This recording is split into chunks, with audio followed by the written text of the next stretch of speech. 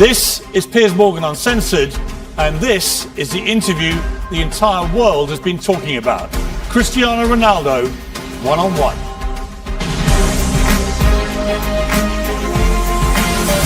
From London, this is Piers Morgan Uncensored. Welcome to a special edition of Piers Morgan Uncensored. Cristiano Ronaldo is a football megastar. In my opinion, the greatest player to ever grace the game.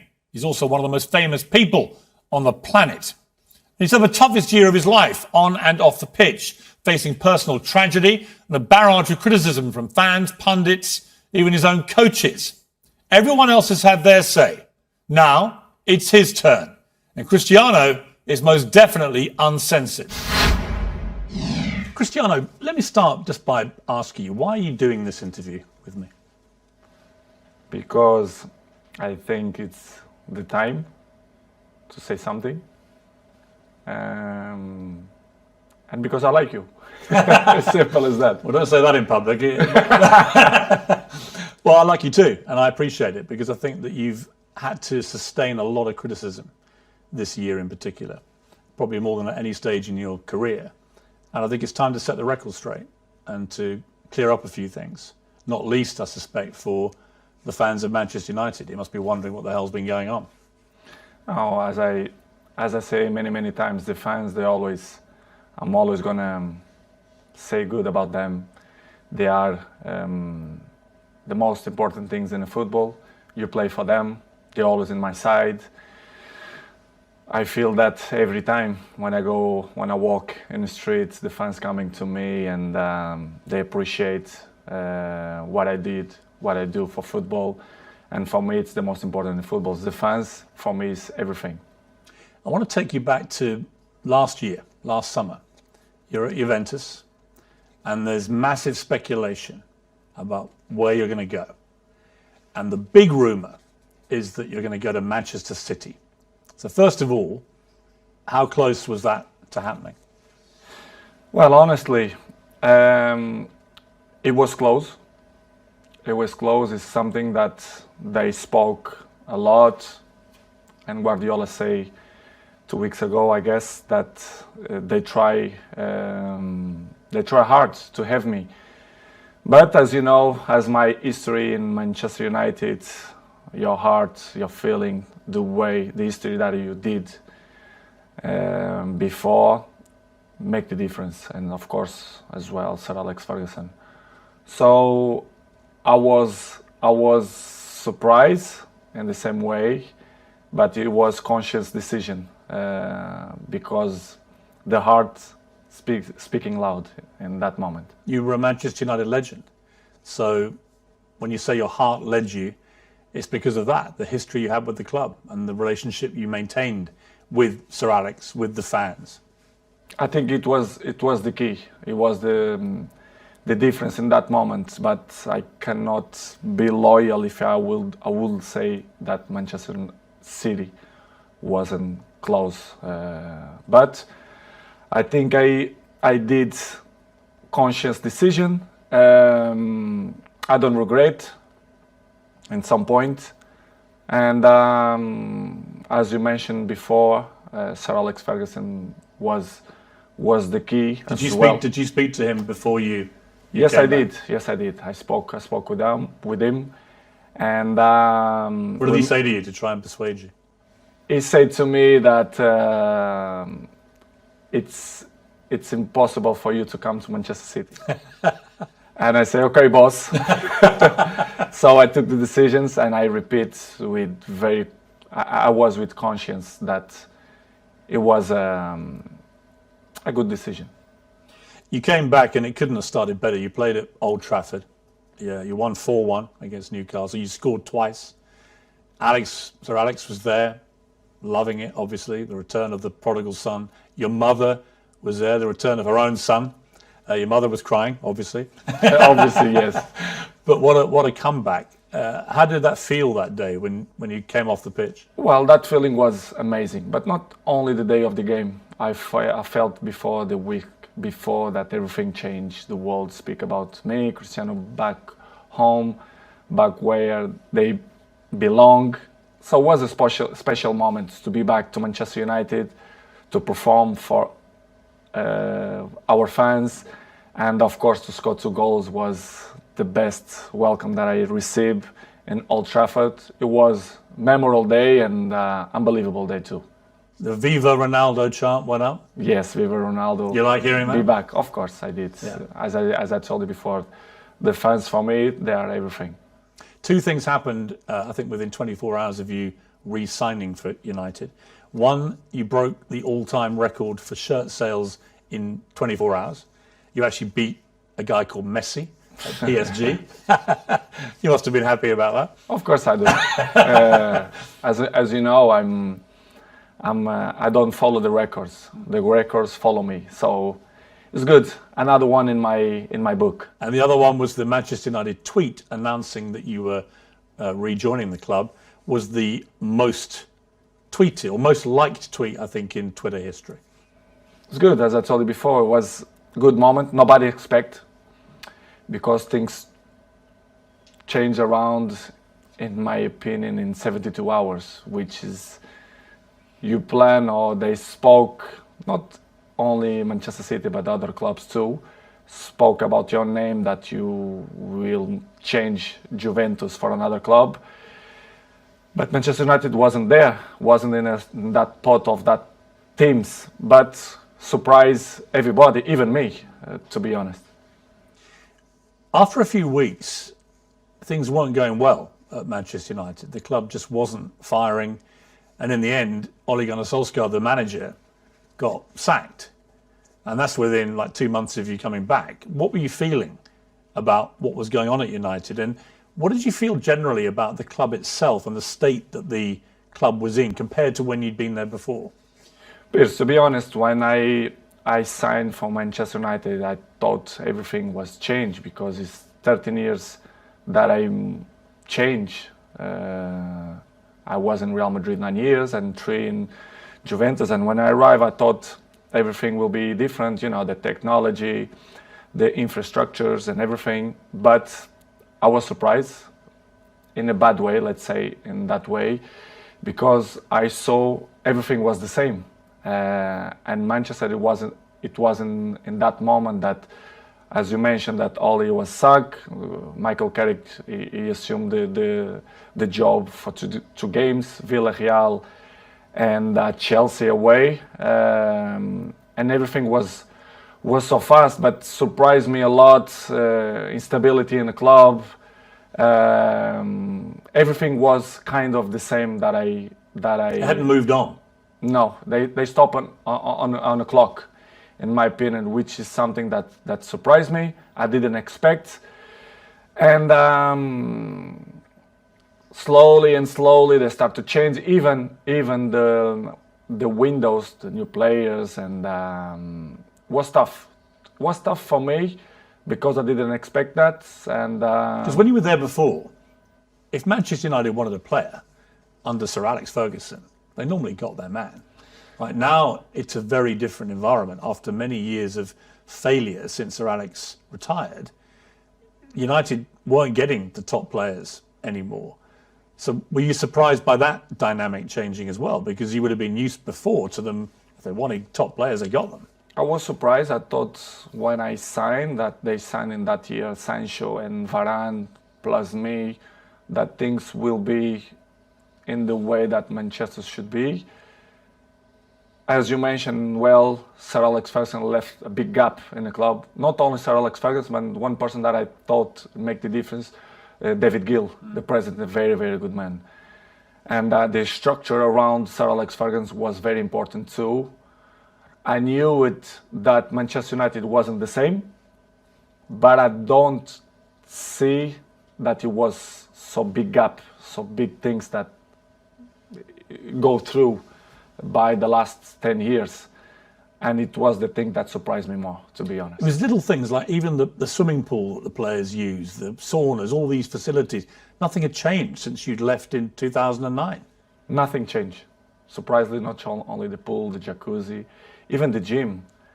Even some points, the technology, the kitchen, the chefs, which is I appreciate, lovely persons. they stop in a time which is it surprised me a lot. I thought I will see different things, as I mentioned before, technology, infrastructure, but unfortunately we see many things that I'm used to see when I was 20, 21, 23, so surprised me a lot. You'd also, of course, as you said, you'd been at Real Madrid and Juventus, where you saw them moving all the time to progress with technology, the latest thing, to improve performance levels. So you were able to compare what you'd experienced there with what was not happening at United. In United, the progress was zero, in my opinion. To compare with Real Madrid and even Juventus, that they follow the recent world. So the technology, especially the terms of training, nutrition, and conditions of eat properly and to recover better than before, surprised me. Manchester right now, to compare with that club, I think it's behind, in my opinion, which is something that surprised me. A club with this dimension should be in the top of the tree, in my opinion, and they are not. Unfortunately, they are not in that level, but I hope the next years they can reach to be in a top level. Up next, Ronaldo's scathing verdict on what's gone wrong at Manchester United.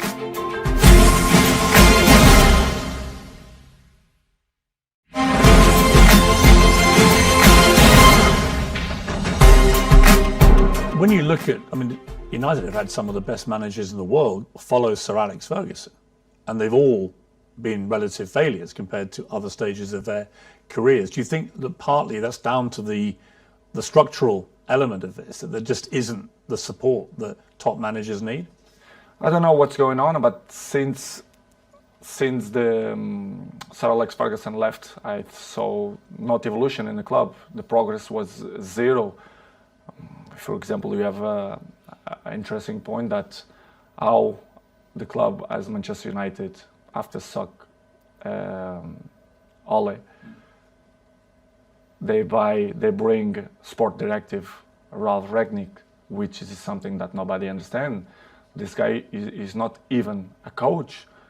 A bigger club like Manchester United bring sport directive, surprised not only me but all the world. Well, it was a ridiculous decision, wasn't it? Of course, in my opinion, you have to be honest.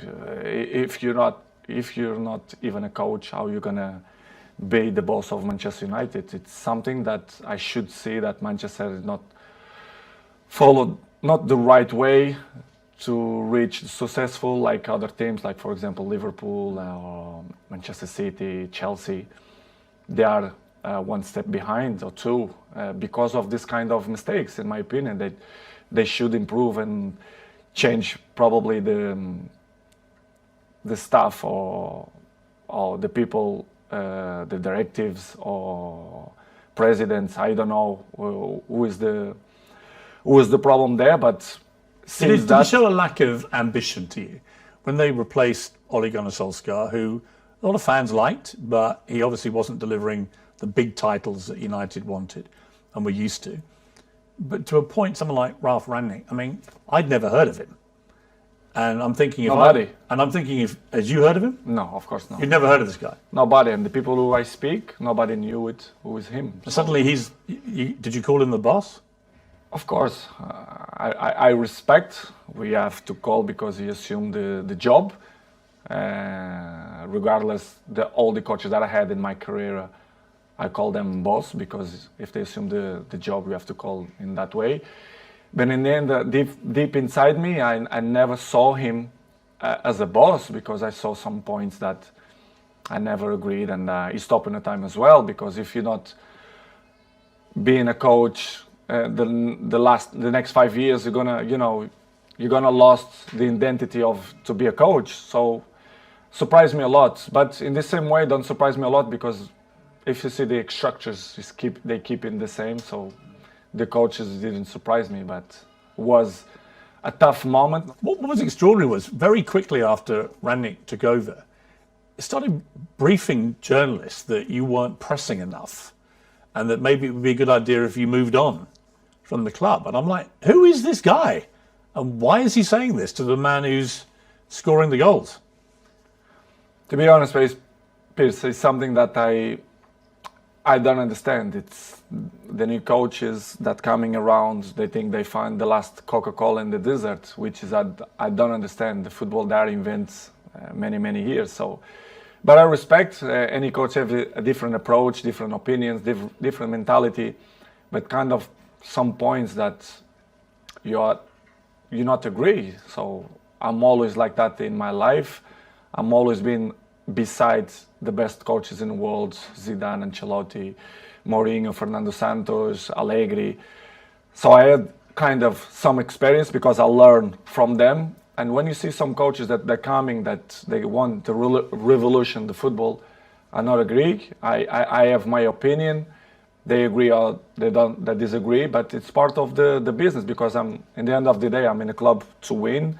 And with my experience, I want to help, like always. And some coaches that don't accept. And, it's part of the job. Did he know what he was doing, Rangnick, or not? At a club like United? No, they don't.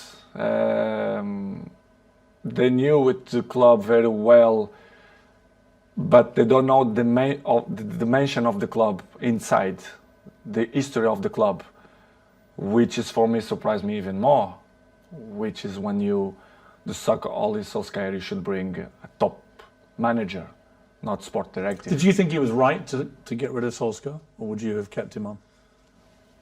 Well, it's not. I love Solskjaer. I think he was a top person, because what I keep inside my heart, it's the heart of the persons, and Ole for me is a top person. Coach, of course, he wasn't. He didn't look for what he wants. It's hard to assume after Sir Alex Ferguson, but I think he did a good job. For sure, he need more time. But I'm never doubt that he's going to be a good coach in the future. But it was a good experience. I was so pleased to work with him, even a short period.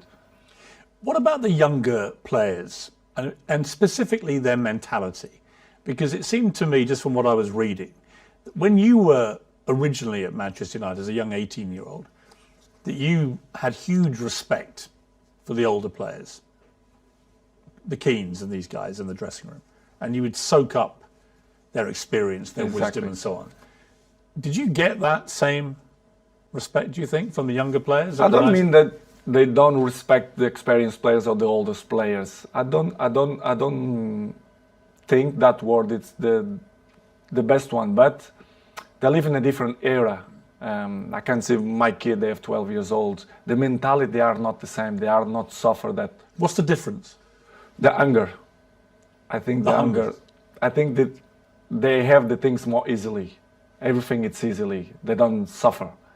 And I think they don't care.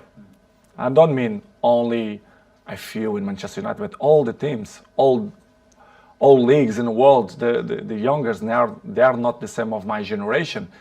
But we cannot blame them, because it's part of the life, the new generation and the new technologies that they distract them for another thing. So, but they are not the same. They listen, but this is why we have 2 years. You listen from one side and they go away for another side. So don't surprise me, but in the same way, it's a little bit shame, because if they have the best examples in front of your eyes, and if they don't at least copy what you did for me, it's kind of weird, because I remember when I was 18, 19, 20s, I'm always look to see the best players: Van Nistelrooy, Ferdinand, Roy Keane, and Giggs. This is why I have the successful that I have and longevity, because I take care of my body, my mentality, my head, because I see these guys and I learn from them. When you try and give advice to these younger players, what do you say to them? What do you try and guide them to be like? I think the best advice, I'm not the kind of guys to like to give advices. I prefer to be as example. Yes. Because I'm an example. I'm there every morning. I do the same stuff. I'm probably the first ones to arrive and the last ones to go out. I think the details speak for itself. So, because as I told you before, they listen one thing and in 2 minutes they already forgot and do it whatever they think it's better. This is why I say I like to lead by example. And some ones they follow me, not much, but See, I just find that incredible. That if I was a young footballer and I had Cristiano Ronaldo at my club, that I wouldn't want to spend every second watching him, listening to him, observing the way you go about your business. And yet, from what you're saying, clearly, they're not interested. they don't care. Some ones yes, but most of them no. But for me, it's not surprise me. Don't surprise me because they're not gonna have longevity careers, in my opinion. It's impossible.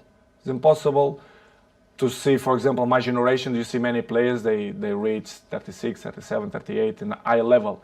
I think this generation, you're going to count by your hands how many going to reach in that level. Because this years of preparation, it helps a lot. Who are the players in the world that you most admire for their mental strength, their attitude?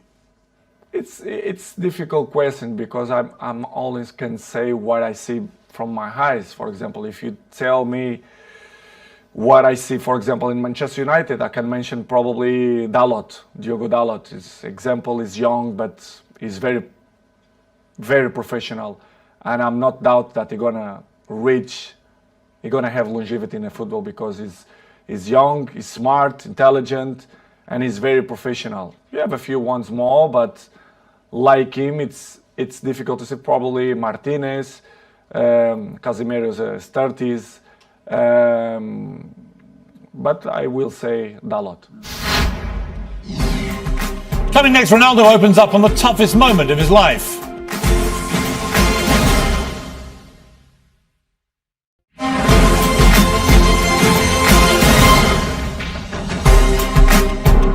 So Rangnick's come in, it's your second manager, it's not working, the results aren't great. You're still scoring goals regularly for Manchester United. You're about the only one who is. But then you get hit by an awful episode in your life, probably the worst time of your life, where your partner, Georgina, she's pregnant with twins and is actually giving birth to these 2 babies. And your baby son doesn't survive. And I don't think I can imagine, I have 4 kids, you have a lot of children, you know, you can't imagine a worse thing to happen than to go a full term of a pregnancy, particularly for the poor mother in that case, but also for you. What was that like for you, that time in your life? It's probably the worst moment that I passed through my life since my father died, you know.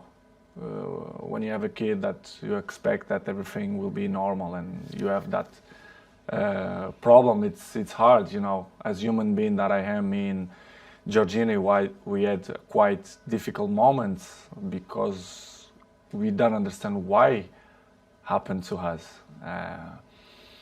Was difficult, to be honest. Was very, very difficult to understand what's going on in that period of our life.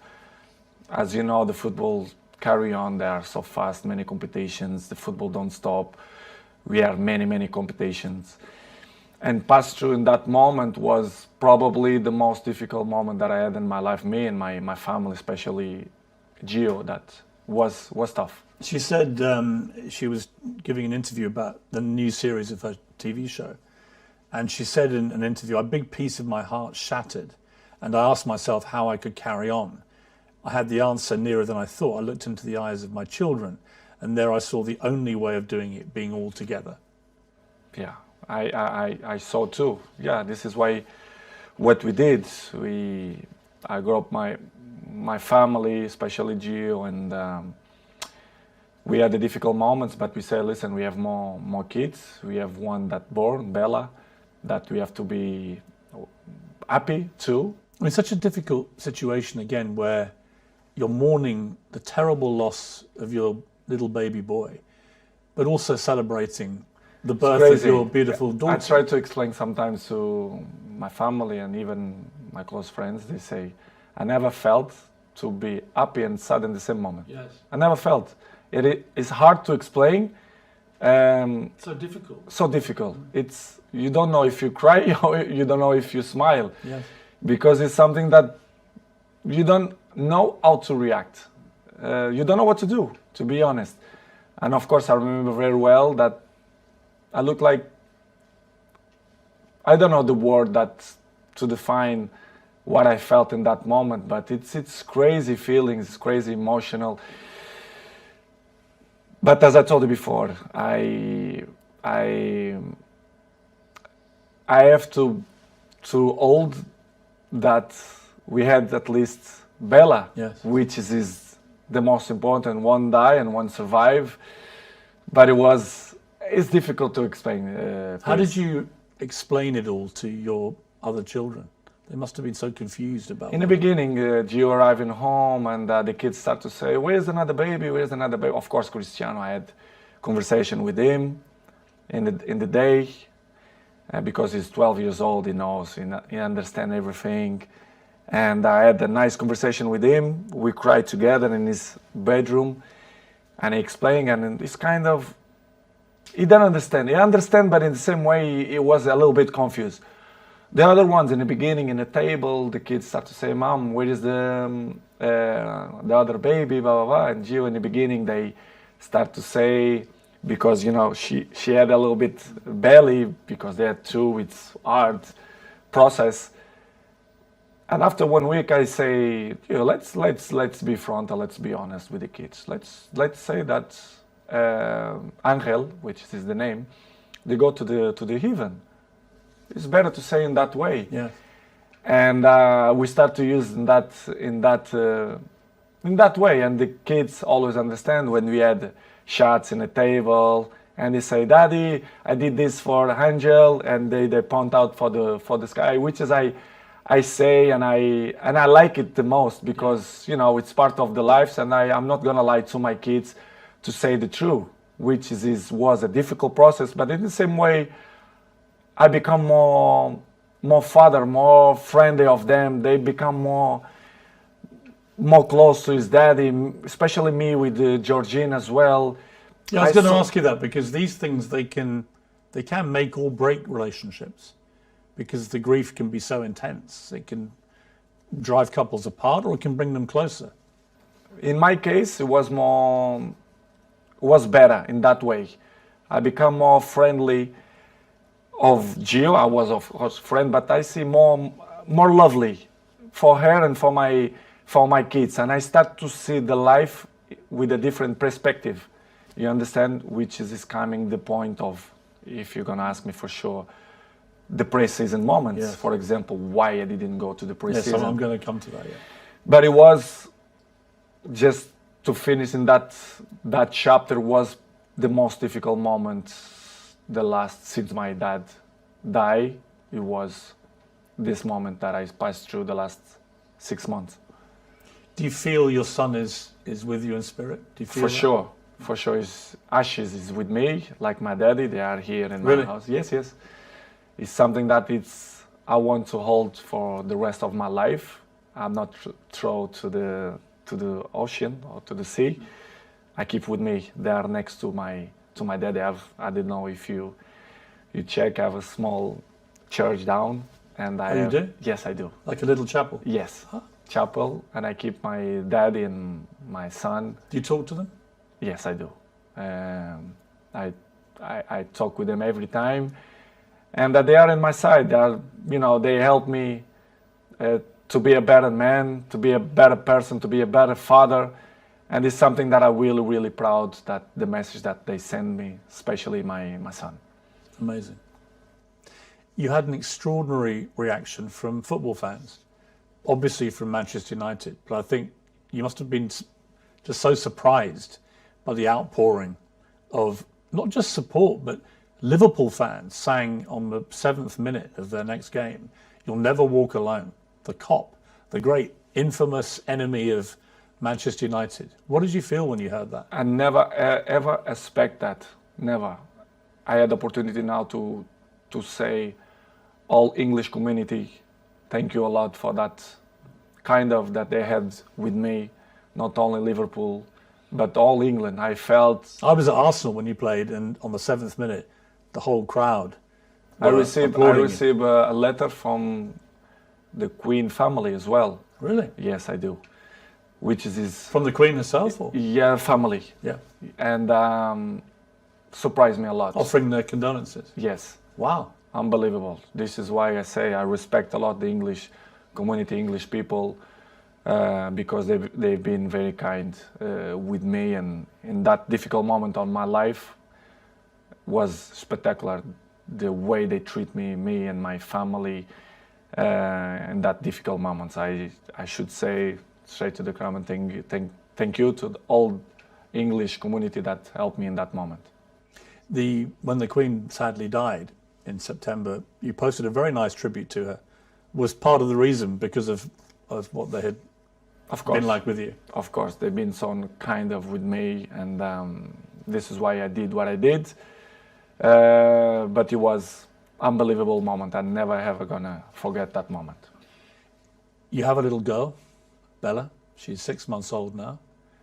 Must be a great joy amid all that terrible sadness. Unbelievable. It was another member in the family. They are the shine of the house, and we are so proud. Me, Georgina, and all my kids. They are very, very proud for them. They are spectacular, a beautiful girl, and we are so happy. We are so happy. We are happy fathers. You're going to have more? I'm not thinking now thinking more kids. I think we done, but we never know. The future only God knows. But right now we want to have a break, to enjoy these ones, because they are little. Bella 6 and the rest they are 5 and Cristiano 12. We want to enjoy a little bit of these ones. Let's see the future. It's very difficult to play top level football at the best of times. It's a hard business in full public glare of millions of people watching. To have to go back and play after this must have been incredibly hard for you, even with your mental strength. How did you find that? Difficult, very difficult to play after that. But as I always have good support from my family, and Georgina told me, go to play, go enjoy, to do what you like to do. We're gonna help for you to forget a little bit the situation.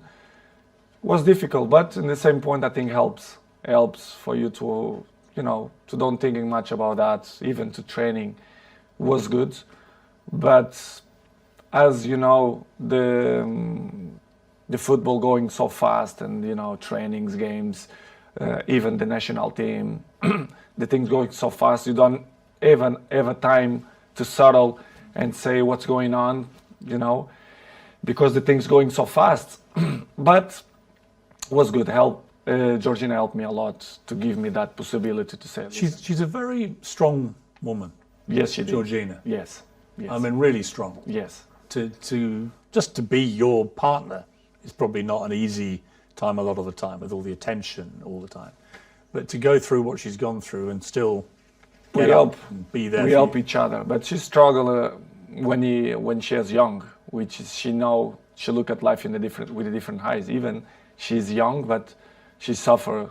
She born in Argentina. She has issues with his family as well. She live alone. She have interesting life and histories as well.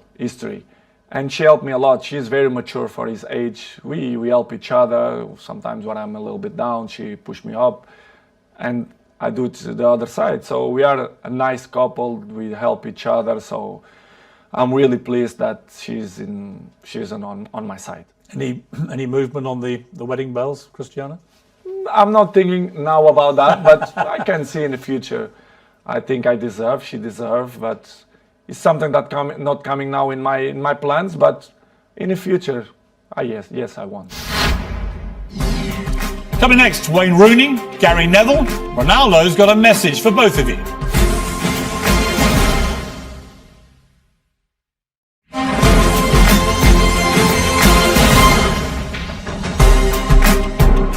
4 days after this terrible time in your life, United get a new manager, Erik ten Hag. Did you know much about him? A little bit through Ajax, the job that he did for Ajax. You end the season with 24 goals for Manchester United, including 18 in the Premier League, 6 in the Champions League. You were second in the Golden Boot for the English football. I mean, by any normal yardstick, that's an incredible performance. And yet you were still getting criticised. It was almost like, well, it's got to be your fault, even though you scored all the goals. Were you as bemused as I was that you were becoming the focal point for the criticism? I think it's easy to point out when you want to cover other things. To point out Cristiano Ronaldo, it's easy. Everyone know that press they wanna put me in the first page because they know they will sell more. The dressing will be different, and I'm used to live like that because I was 37. I know and I learn many things. When you are in the down of the wave, when you are in the top of the wave, you don't realize and you don't see things that you don't see before, which is I appreciate to have bad moments to see which people is in your side, who criticize you more, because they're looking for that.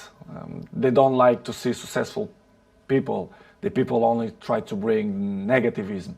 And I felt the last 4 or 5 months that not only for me, but even for my family as well, for Georgina, especially around the world, the press criticize me even more. Sometimes I don't understand why. Even Portuguese press that they criticize me a lot. I don't understand, but I still believe that the jealousy is part of that. They want to cover many things that helps to shine other things. But listen, Piers, I know I'm 21 years in the top of the game, so I know how it takes. So for me, it's not a problem. It's hard when you are a little bit down to listen to this criticism. Do you read it all? Do you read newspapers? Do you read social media? A good thing that I have, I don't like to read because I know 90% of the times they lie. They are garbage. The press, they are garbage. Not all of them, but most of them. They don't say the truth. And they lie. They constant lie and they constant attack me and my family. They're always negativism against my family. Why I'm gonna read? Because I know they try to make me feel bad, me and my family, which is something hard to deal. But in the end of the day, I understand. But it's really, really hard. The problem you have is you're too famous. You are the most followed human being on Instagram. That you have, I just checked, 495 million followers. I have just under 2 million on Instagram. 8 million on Twitter, so I'm catching you on Twitter slowly, but 400, you're nearly at 500 million followers on Instagram. I mean, that's insane. You're bigger than all the Kardashians put together. It's good. It's good. I feel proud for that. It means a lot for me because it means that people like me too. I'm charismatic, I think. Why I'm the number one? Sometimes I ask that question to myself. Why me and not another one? Why do you think it is? To be honest, not just only because I play good football, because everyone knows, but I think the rest is relevant. You have to be charismatic. People have to feel some connection with you. I think to be good looking helps too. I have the same problem. Yeah, I feel the same way. To be honest, Piers, I don't know the real reason, but I think I'm charismatic and I'm a appetitive fruit. I don't know if we... A what? A fruit that people want to bite. Yeah. I don't know how you can say in English. Any particular fruit or?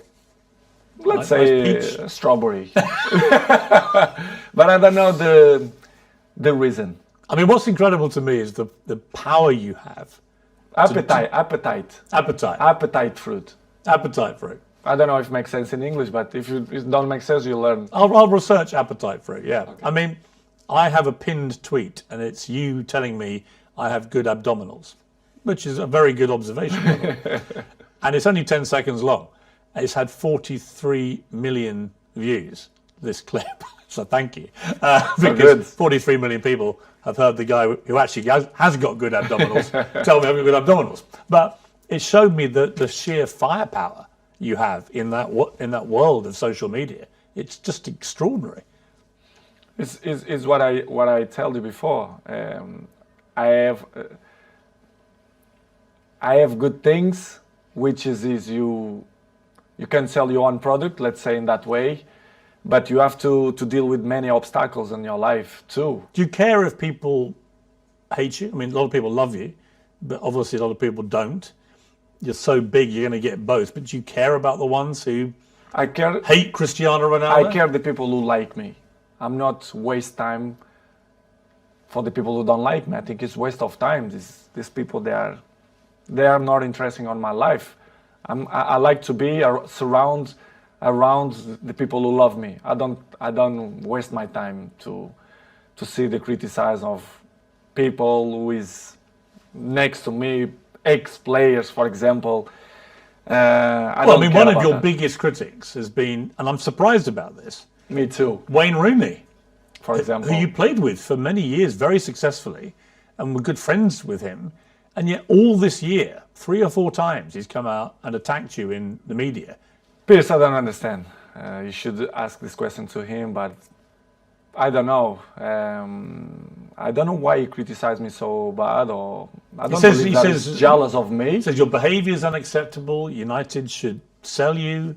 Blah blah blah blah blah. I mean, it's Wayne Rooney. It surprised me. It was 1 year ago or 6 months ago here in my house. You pick up his kids here and invite Cristiano to go to his house to play football. I really don't understand people like that, or if they wanna be in the cover of the paper, of the news, or they want a new jobs or whatever. Is it jealousy as well, perhaps, that you're still playing and still in the Man United? Probably, because he finished his career with 30s, so I'm still playing high level. I'm not gonna say that I'm looking better than him, which is true, but that is inarguable. I mean, there's no contest. It's hard to listen that kind of criticize and negative about people who play with you. For example, Gary Neville as well. Yeah, I mean, Gary Neville, you blanked him the other day on the pitch, and he looked quite upset, actually, because he obviously likes being your friend, but he's been pretty critical of you as well. People can have his own opinion, but they don't really know what's going on, for example, inside the training ground and Carrington area, or even my life. They should listen not only one point of view, they have to listen my point of view as well, because it's easy to criticize, but if you don't know the old story, it's easy, But it's, Piers, as I say before, it's part. Are they still friends of yours, or do you have a line where they are not my friends? They are colleagues. We play together. They're not coming. We not have a dinner together, for example. But as I told you, Piers, before, it's part of my journey. They keep criticize me, negativism every time. So I continue my trip, and I have to catch up the people who like me. Some of your ex-colleagues have been incredibly supportive. Rio Ferdinand has always got your back. Roy Keane always has your back. Whatever happens, he's always supported you and has continued to do so. Does that mean a lot to you? It means a lot, because I was in the dressing room with them. They are part of my journey in football as well. As I mentioned many times, Roy Keane for me was my best captain ever. Rio Ferdinand helped me a lot. He was my neighbor. I was his neighbor. So very, very good guys. Not just because they speak good about me, but they was there in the dressing room. They are football players. They know how players thinking and the behaves, etc. And to listen ex-colleagues or teammates to criticize you, and they always see one point of view. Do you feel a bit betrayed when they do that? Because you played together. It's easy to criticize. I don't know if they have a job in television that they must criticize to be more famous. I really don't understand. Do you think they use your name a bit to get attention? I think they take advantage of that because they are not stupid. And I really understand, and I have to carry on with my life with criticize or when the people speak good about you. But it's hard when you see people who was in the dressing room with you criticizing that way. It must hurt It's you. not good. Yeah. Yes, I did, but not hard. I'm not gonna be more slim. I'm not gonna sleep bad because of the criticize. But it's not good to listen that. Disappointing. A little bit, yes, disappointing. Next on Uncensored, expect fireworks in the explosive second half of my 90 minutes with Ronaldo. Your baby daughter's in hospital. And the president of Manchester United didn't believe the empathy don't exist. The Glazers, they don't care about the club. What would your message be to Manchester United fans? The fans for me will be always in my heart. He was deliberately provoking you. I didn't felt that he had respect for me. Cristiano Ronaldo's 12 rules to life. Why not? Imagine the rest of the rats, they're gonna criticize me too. I'm just trying to work out how Wayne Rooney could hate you even more. They only speak about the black sheep, which is me. They're trying to force you out. Yes, not only the coach, but the other 2 or 3 guys there around the club. Yes, I feel betrayed. If you don't have respect for me, I'm never gonna have respect for you. Do you think England have a chance? I have a chance beside Portugal, in my opinion. That's it, you retire, right? Yeah, I retired. 100%.